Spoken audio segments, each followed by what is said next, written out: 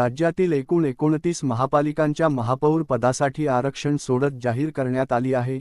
या सोडतीनुसार विविध सामाजिक प्रवर्गांना महापौर पदाची संधी देण्यात आली असून यात अनुसूचित जाती, ओबीसी आणि सर्वसाधारण प्रवर्गाचा समावेश आहे।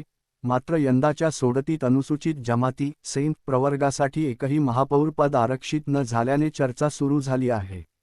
आरक्षणाचा तपशील: महापौर पदे: अनुसूचित जाती SC 4 महापालिका, ओबीसी 7 महापालिका, सर्वसाधारण प्रवर्ग 18 महापालिका, अनुसूचित जमाती सेंट 0 एकही नाही। यामध्ये बहुतांश महापालिकांमध्ये महिला आरक्षणाला प्राधान्य देण्यात आलेले दिसून येते। मुंबई, पुणे, नागपूर, नवी मुंबई, नाशिक, सोलापूर, पिंपरी चिंचवड यांसारख्या मोठ्या महापालिकांमध्ये सर्वसाधारण महिला आरक्षण लागू झाले आहे।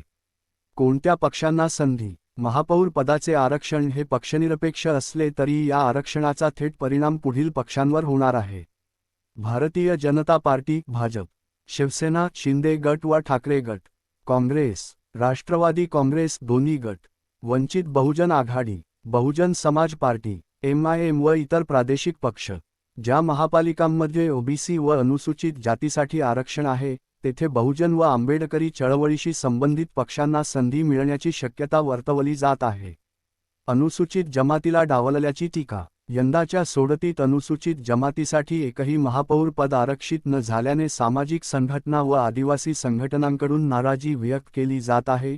ही बाब सामाजिक समतोलाच्या दृष्टीने चिंताजनक असल्याचे मत जाणकार व्यक्त करत आहेत।